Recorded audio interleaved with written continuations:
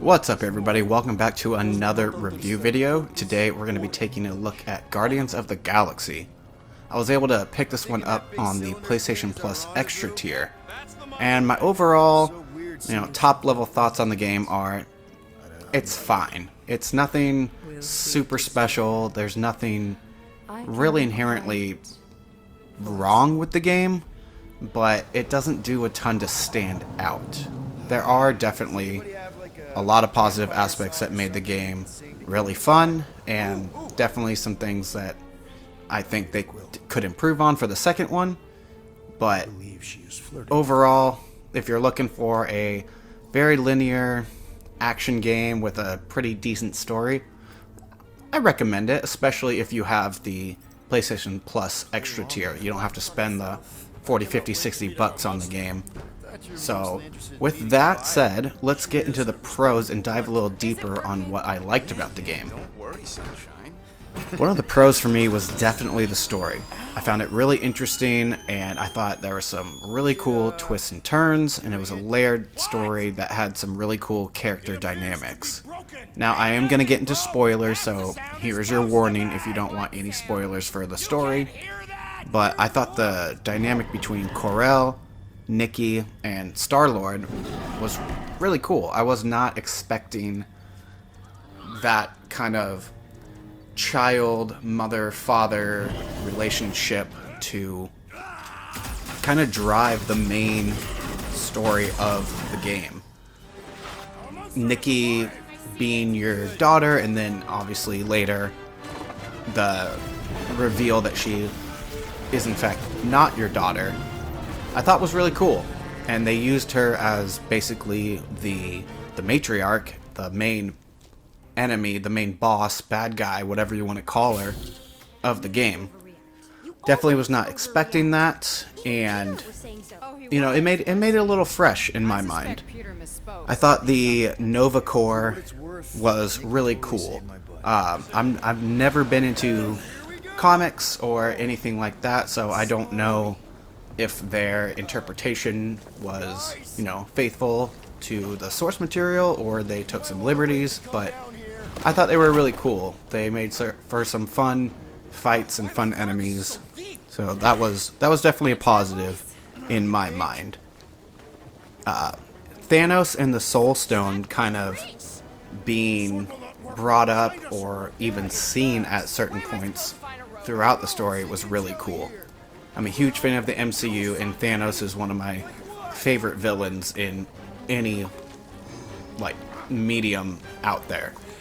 So that was pretty cool to see. I was not expecting him to be in the game whatsoever. I just thought it was going to be a fun Guardians of the Galaxy romp. Obviously, with Gamora being the daughter of Thanos, I thought maybe he might get brought up, but I was not expecting to see him, even though it really wasn't him.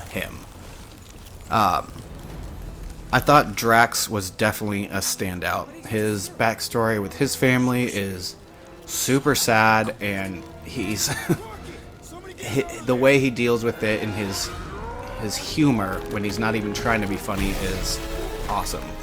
He always is just so literal with everything, and it makes any tense situation that much lighter.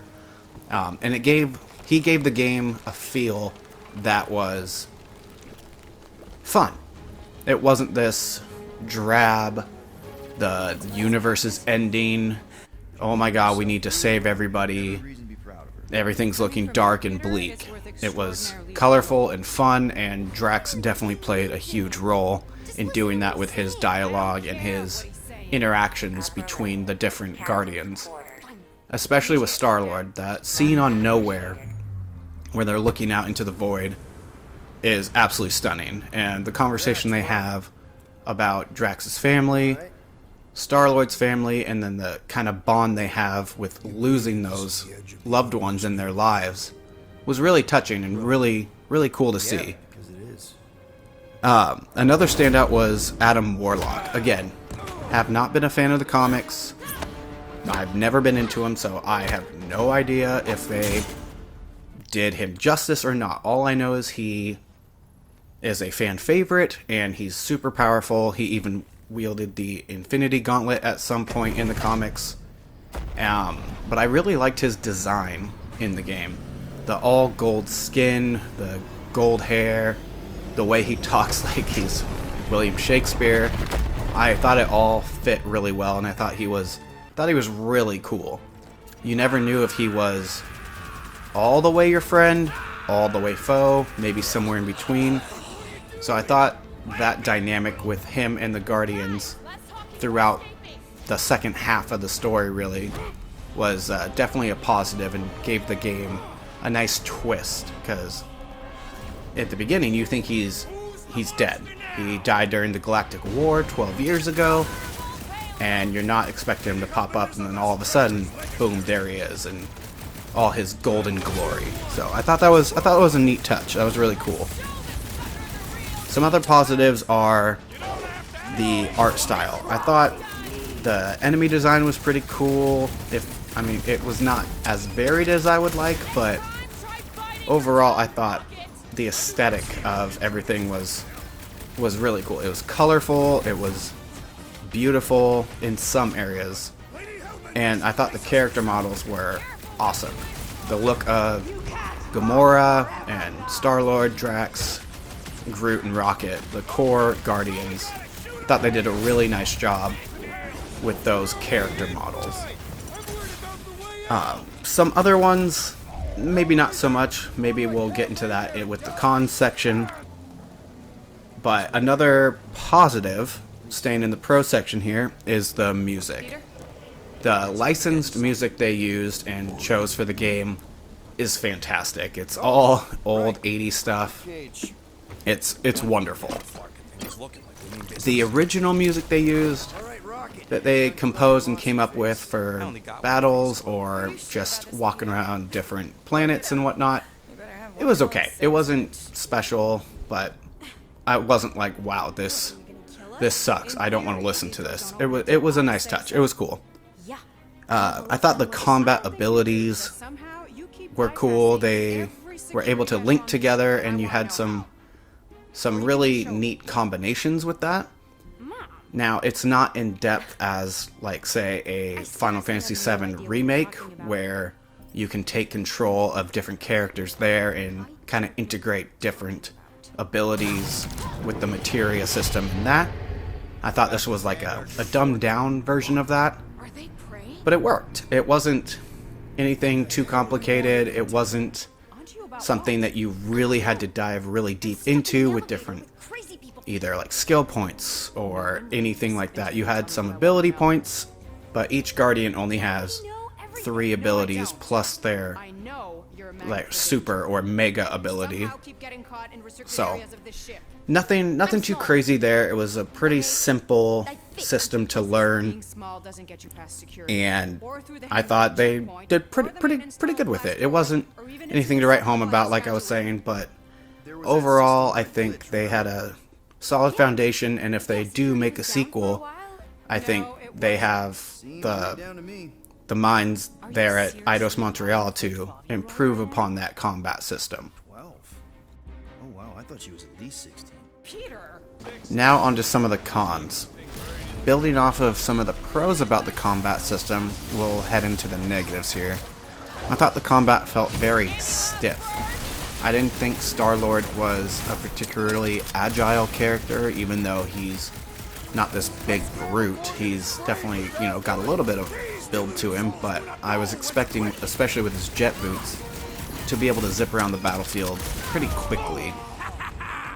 Even when you're dodging and he's doing his little flip or he's sliding out from under an enemy, it all felt very slow. Didn't feel very satisfying to me.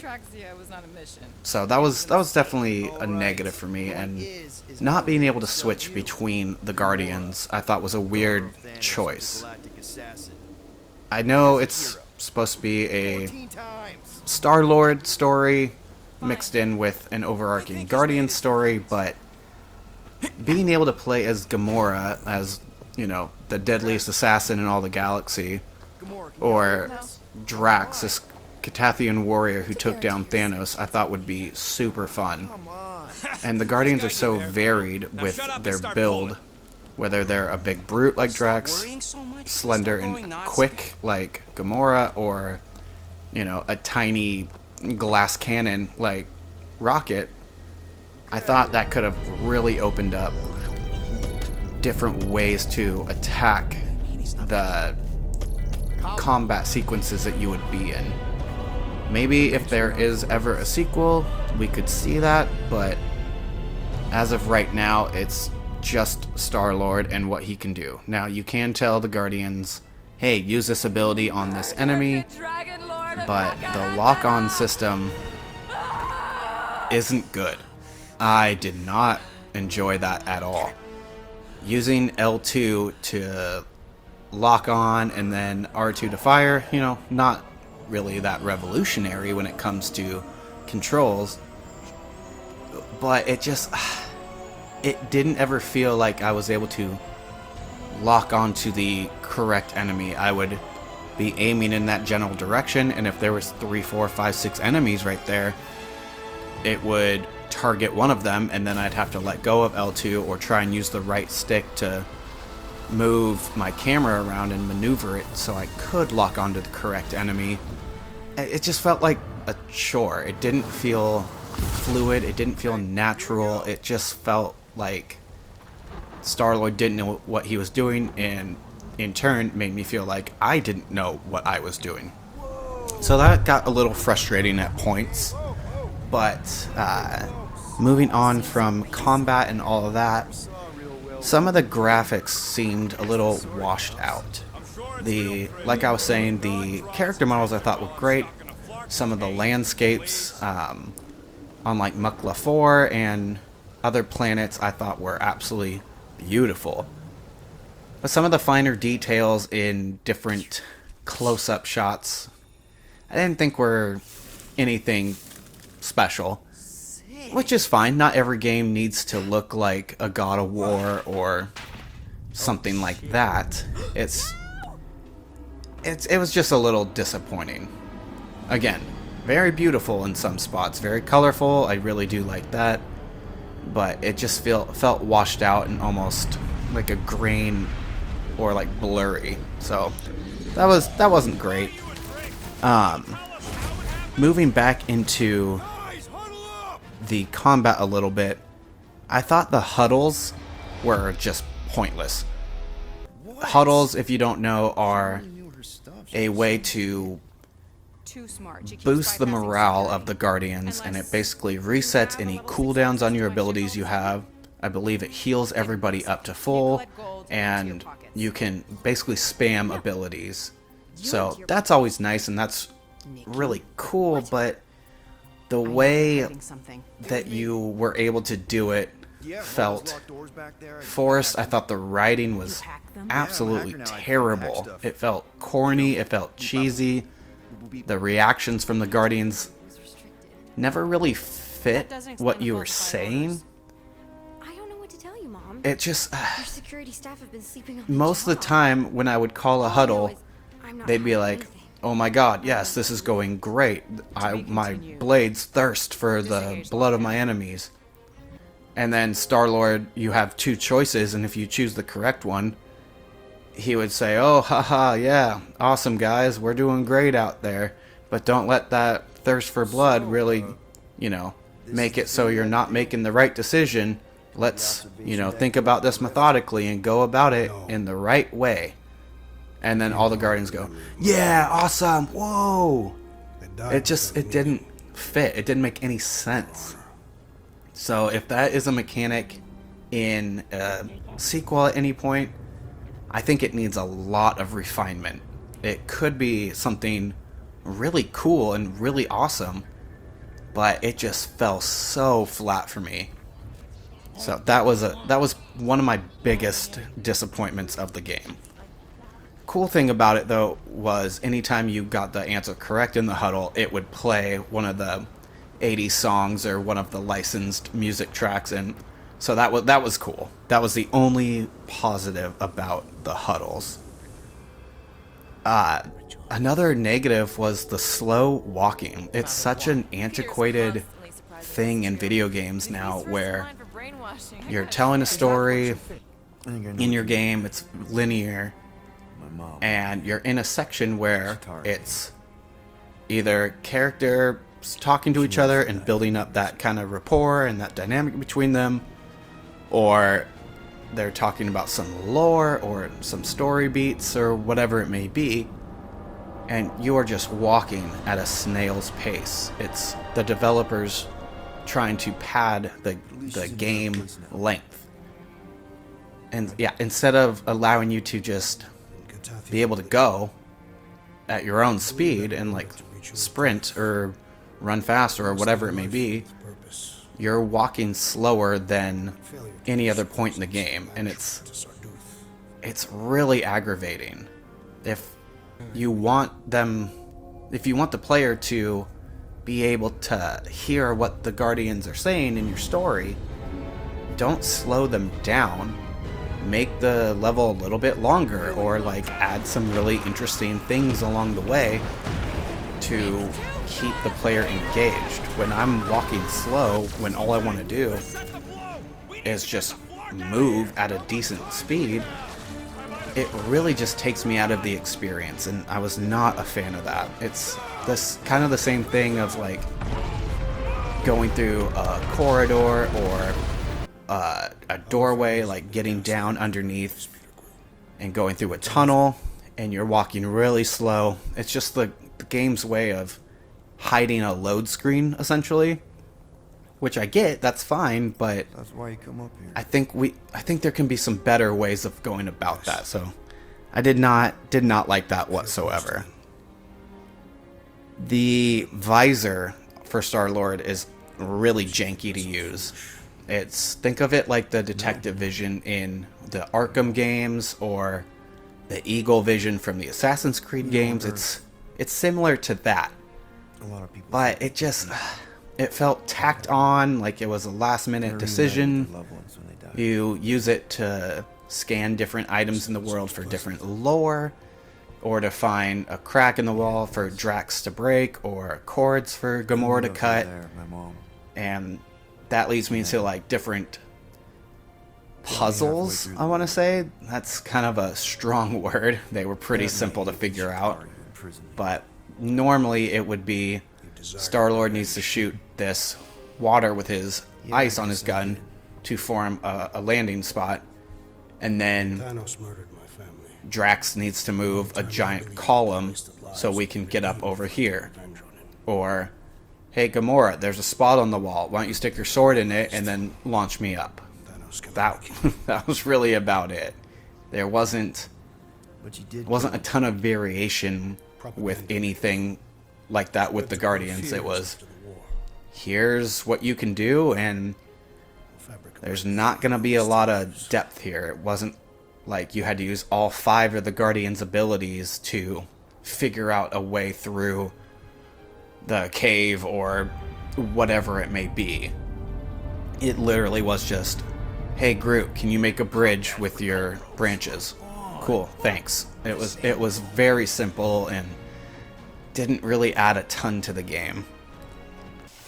The dynamic between Rocket and Star-Lord was a little much. Now again, in the comics it might be like that, but the constant bickering, the constant fighting was just too much. They went way overboard with it. I thought the reactions from Rocket were over the top and knee-jerk reaction, and sure, that might be true to his character, but him leaving the team for half of a chapter really felt unnecessary, and it really felt just tacked on. There's a lot of instances like that where Star-Lord and Rocket would get into it, and it was pretty much constant throughout the game.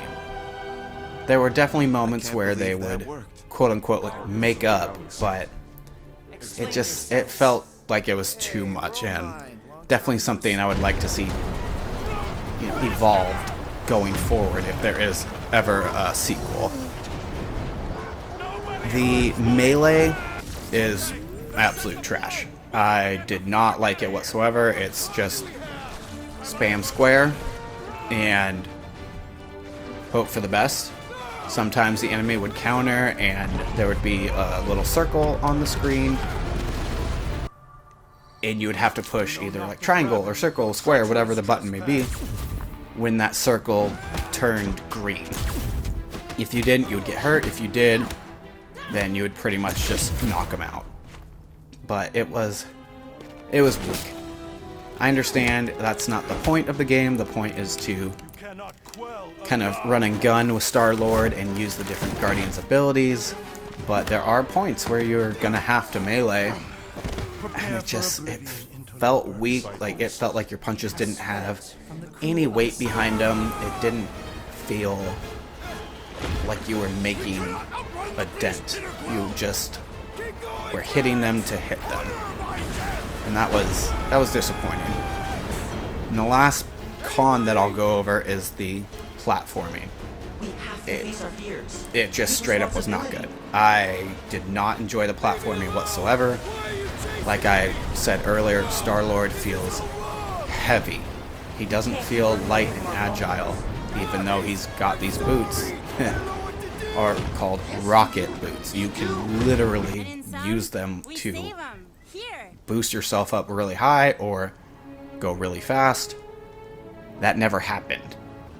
Some of the jumps that you would have to make between different platforms was terrible.